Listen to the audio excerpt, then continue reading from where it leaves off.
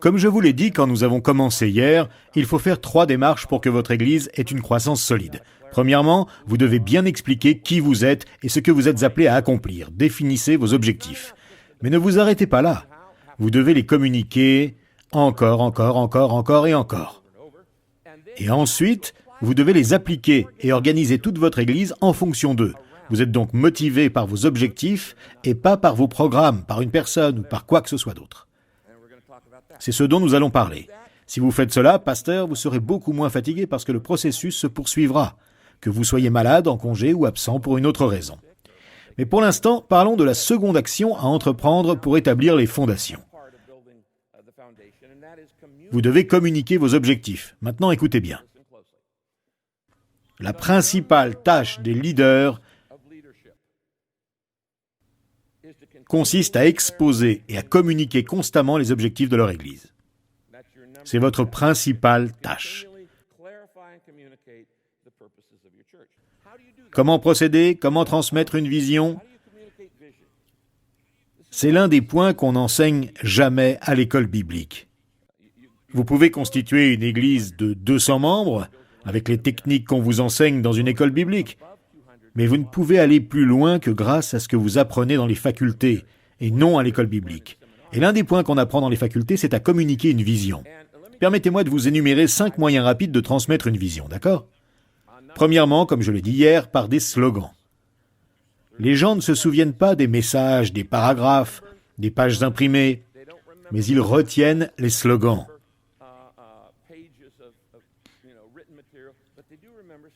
À Saddleback, nous avons littéralement des centaines de slogans.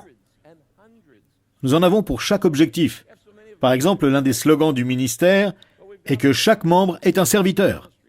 Nous l'avons répété pendant si longtemps que les gens savent que chaque membre est un serviteur. Vous êtes fait pour servir. C'est un slogan. Dieu nous a créés pour que nous le servions. Dans le domaine des missions, nous parlons de la gloire de Dieu sur toute la terre. Quel est l'objectif principal des missions? La gloire de Dieu sur toute la terre. C'est le slogan que nous avons choisi. Dans le domaine de la communion fraternelle, nous avons établi un slogan lors du plan Daniel. Nous avons besoin les uns des autres. Autrement dit, nous avons besoin de veiller les uns sur les autres, d'avoir des amis, des partenaires, des mentors, des relations. Nous avons besoin les uns des autres. Vous devez avoir une famille. C'est l'un des slogans de l'église Saddleback. Nous avons des slogans pour la formation des disciples. Nous parlons souvent d'amener les visiteurs à mourir à eux-mêmes. Ce petit slogan représente environ 2 heures de formation. Nous y expliquons ce que Jésus a fait pendant 3 ans et demi avec ses disciples. Il a d'abord adressé ces mots à ses disciples. « Venez et voyez ». Puis il leur a dit « Mourez à vous-même, chargez-vous de votre croix ». Nous avons des slogans pour l'adoration, comme par exemple « Nous avons été créés pour faire la joie de notre Dieu ». Nous les répétons sans cesse afin que les gens assimilent bien les valeurs et les objectifs auxquels nous croyons. Les slogans. Il y a aussi les symboles. Par des symboles, notez cela. La seconde manière de transmettre la vision, ce sont les symboles. Ils ont un impact considérable. Je pourrais évoquer des symboles qui nous mettront en colère, ou des symboles qui vous attristeront, ou des symboles qui stimuleront votre patriotisme. Si j'affichais symboliquement notre drapeau national, votre cœur serait touché. Vous penseriez à votre pays. Si j'affichais la croix gammée nazie, vous auriez une réaction radicalement différente. C'est très significatif. Si je vous montrais une photo d'une croix enflammée du Ku Klux Klan, ce symbole vous bouleverserait aussi. Les leaders comprennent le pouvoir des symboles et souvent ils s'en servent pour transmettre une vision.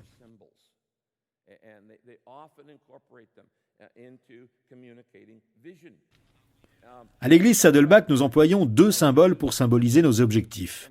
Un losange de baseball, chaque base représente l'un des objectifs, et l'adoration est le monticule du lanceur. Nous employons ce symbole depuis 36 ans. Ensuite, nous représentons les différents niveaux d'engagement au moyen de cercles concentriques.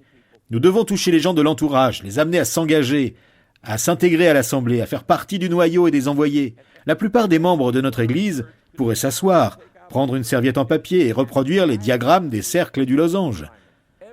Tout ce que nous faisons dans cette Église est basé sur ces 2 symboles simples. En allant au restaurant, il m'est arrivé de voir des gens assis à table parler à leurs voisins, dessiner les cercles ou le losange qui représentent nos 5 objectifs, ainsi que les 5 ou 6 groupes avec lesquels nous les atteignons.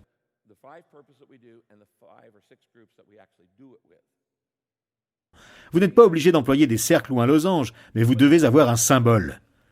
J'ai rempli tout un classeur en parcourant le monde d'églises fondées sur les objectifs de Dieu qui n'emploient pas de cercles et de losanges, mais qui utilisent d'autres symboles.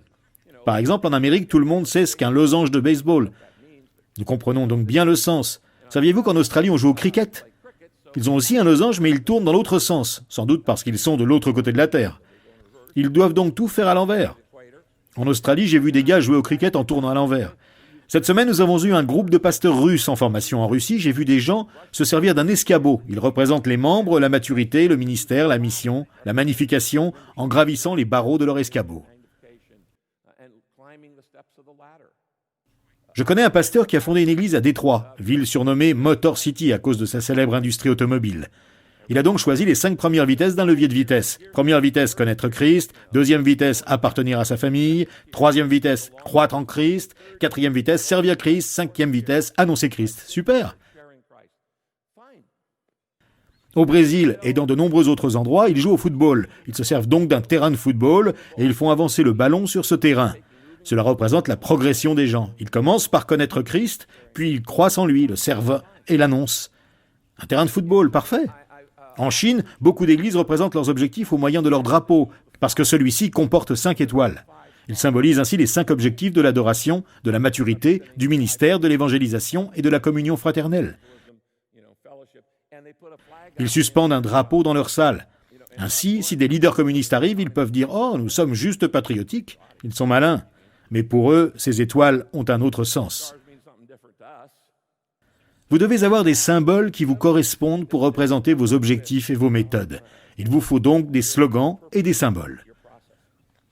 Troisième façon de transmettre la vision, les Écritures.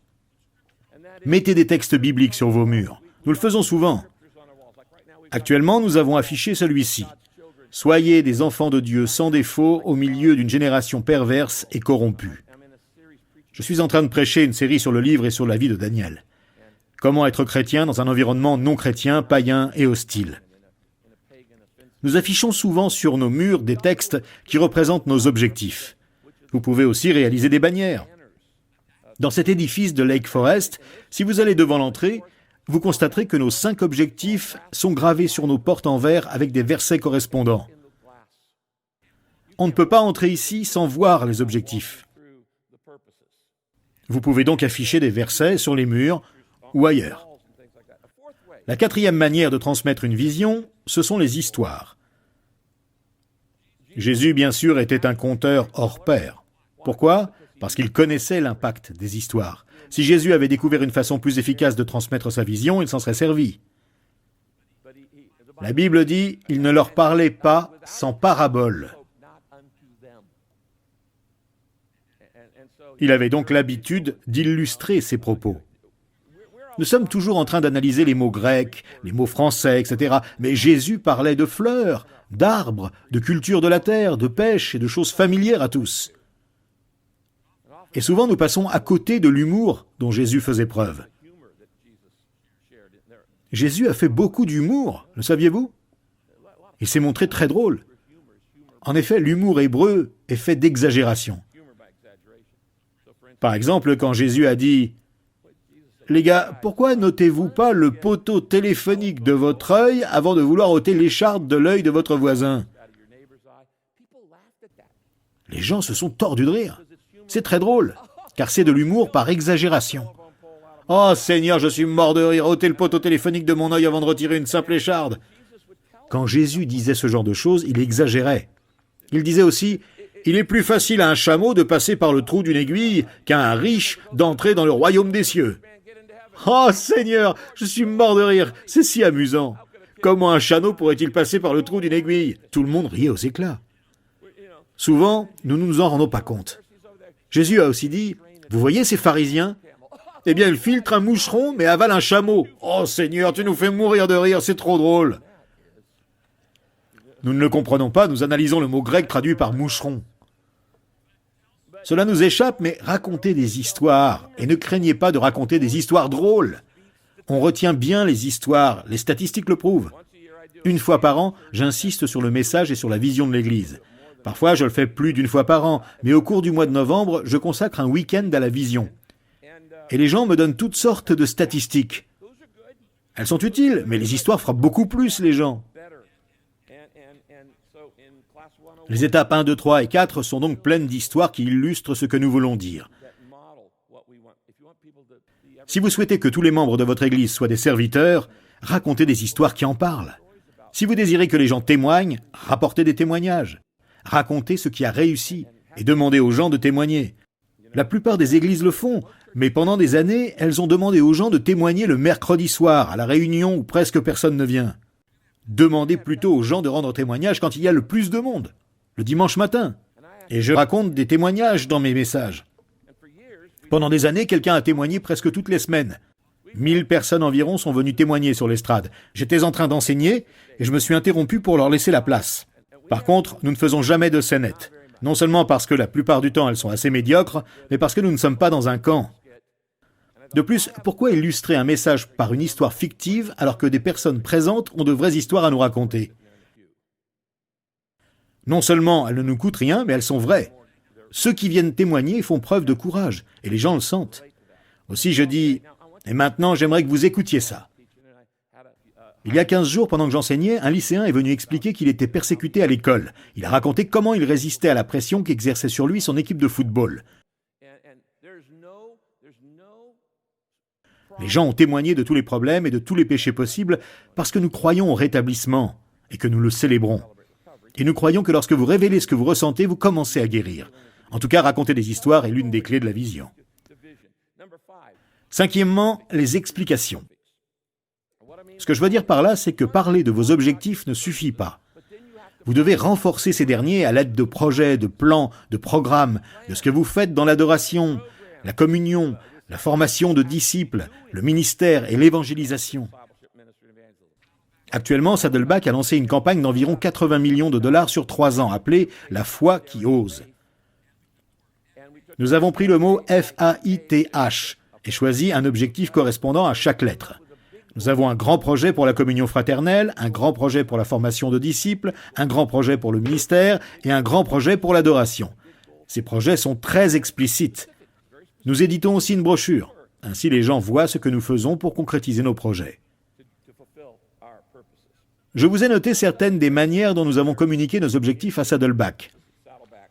Nous procédons ainsi dans toutes nos étapes 1. Et il y a un petit questionnaire à la fin de chaque étape. Nous faisons aussi des enregistrements annuels du message de l'Église. Chers amis pasteurs, vous pouvez les obtenir en MP3. Vous pouvez faire un temps fort chaque mois. Nous en reparlerons. Vous pouvez l'imprimer dans votre bulletin. Au dos de chaque bulletin à Saddleback, il y a une histoire, un témoignage d'un membre de l'Église en rapport avec l'un des objectifs. Il s'agit de tel ou tel service, ministère ou adoration. Tous les bulletins hebdomadaires contiennent un témoignage en dernière page dans notre Église. Vous pouvez imprimer votre énoncé de mission, votre déclaration d'objectif dans votre bulletin. Vous pouvez écrire des articles, réaliser des brochures. Vous pouvez faire une réunion mensuelle de pasteurs autour d'un café. Si votre Église est petite, vous pouvez vous rassembler chez vous. C'est ce que je faisais autrefois. Nous appelions ça le café du pasteur. C'est ainsi que je procédais pendant mes premières années à Saddleback. Je me mettais debout tous les dimanches et j'annonçais « Si vous êtes nouveau à Saddleback, j'aimerais faire votre connaissance ». Une fois par mois, j'invitais les 25 premières personnes nouvelles de notre Église à s'inscrire pour venir prendre un café et des gâteaux chez moi. J'affichais une feuille d'inscription dans l'entrée et les 25 premières personnes nouvelles qui venaient à Saddleback n'avaient plus qu'à s'inscrire. Je les invitais le dimanche soir de 7 à 9 heures. Kay préparait du café et un cake ou des cookies. C'était tout simple. Et je prenais les 25 premières personnes. Je me suis aperçu que dans la société actuelle, peu de gens souhaitent que leurs pasteurs viennent les voir chez eux. Premièrement, ils n'ont pas envie de faire le ménage. Ensuite, ils ont toutes sortes d'autres raisons. Par contre, ils sont très curieux de savoir comment vous vivez. Donc je les invitais à venir chez nous. À l'époque, mes 3 enfants étaient encore petits. Et nous ne pouvions pas nous payer une grande maison. Nous vivions donc dans une maison de 110 mètres carrés dans la vallée de Saddleback. J'ai fait des chambres à mes enfants dans le garage que nous avons fermé et aménagé dans ce but. Ils ont donc grandi dans ce garage jusqu'à ce qu'ils soient un peu plus âgés et que nous puissions déménager dans un endroit un peu plus spacieux. Nous avions donc 110 mètres carrés et 25 personnes se pressaient dans le salon de notre petite maison. Et nous parlions de notre vision et de nos valeurs. Je me tournais vers eux pour leur dire « Nous allons commencer par 2 questions. Vous répondrez à tour de rôle. Chacun d'entre vous aura la parole. Comment avez-vous entendu parler de nous et pourquoi êtes-vous venu à l'église Saddleback? Et deuxièmement, pourquoi y êtes-vous revenu? Vous pouvez essayer cette méthode. Invitez les gens à venir prendre un café chez vous. Invitez des non-croyants, des gens qui visitent votre église. Et faites le tour de la pièce en leur demandant « Dites-moi, comment vous avez entendu parler de Saddleback? Ou pourquoi êtes-vous venu ?» Et ensuite, pourquoi êtes-vous revenu? Faites le tour de la pièce. Le premier vous dit « Je suis venu parce qu'un ami m'a invité » ou encore « J'ai reçu un mail, j'en ai entendu parler, j'ai lu un article » et ainsi de suite. Ensuite, je suis revenu parce que j'aime beaucoup votre programme pour enfants. Parce que la musique m'a beaucoup touché. Je n'ai jamais vu d'église comme celle-là. Ou parce que je sentais que ce que le pasteur prêchait le dimanche pouvait m'être utile le lundi matin. Et tout le monde dans la pièce hoche la tête. C'est vrai. Quand vous avez fait tout le tour de la pièce, les gens se sont persuadés mutuellement que c'est la plus formidable église du monde sans que vous ayez dit un seul mot. C'est malin, non? Prudents comme les serpents et purs comme les colombes. Je n'ai pas dit un seul mot, mais ils se sont persuadés eux-mêmes que c'est ce qu'ils apprécient dans notre église. Tout le monde dit oui, c'est vrai. Vous pouvez obtenir ce résultat autour d'un café ou bien sûr en prêchant. Prêchez souvent à propos de vos objectifs. Je l'ai fait pendant 36 ans et je continuerai. Je l'ai dit hier. N'hésitez pas à vous servir de tout ce que nous avons mis au point à l'église Saddleback. Tout le matériel et toutes les idées sont à votre disposition.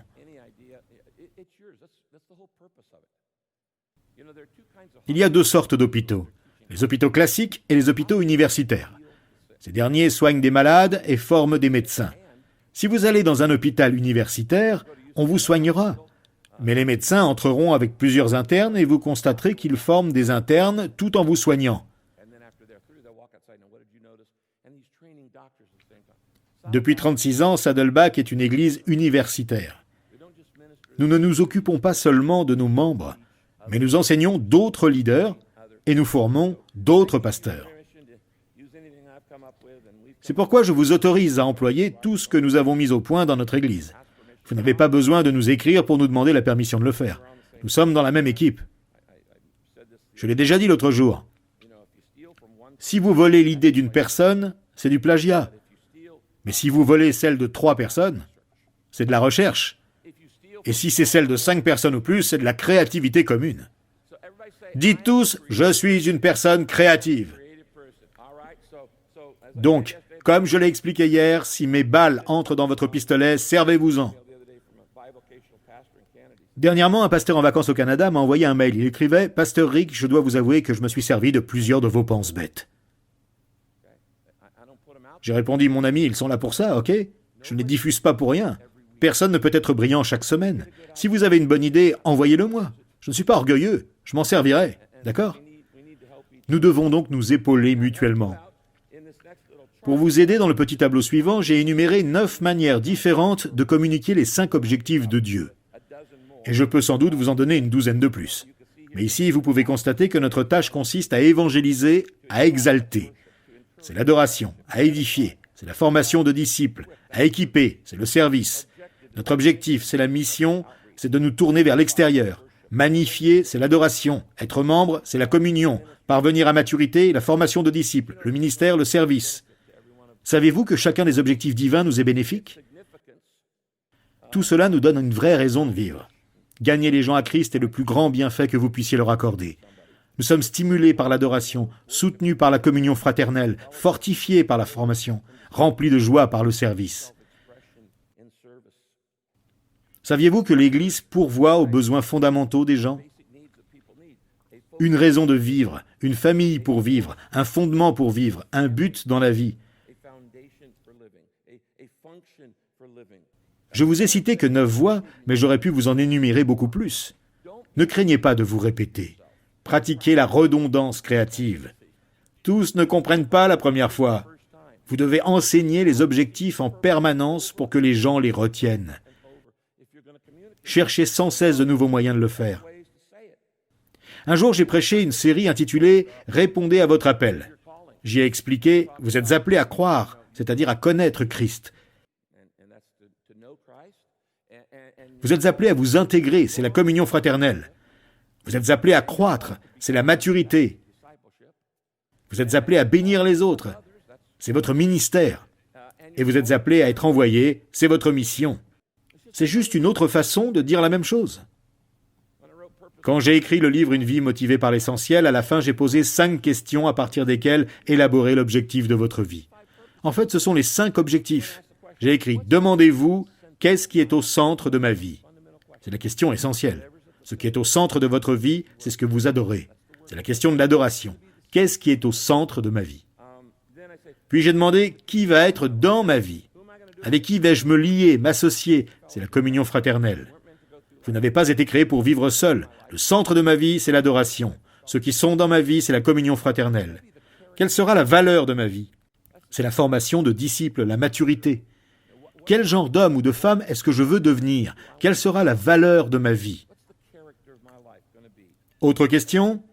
À quoi ma vie servira-t-elle? C'est votre ministère, votre service.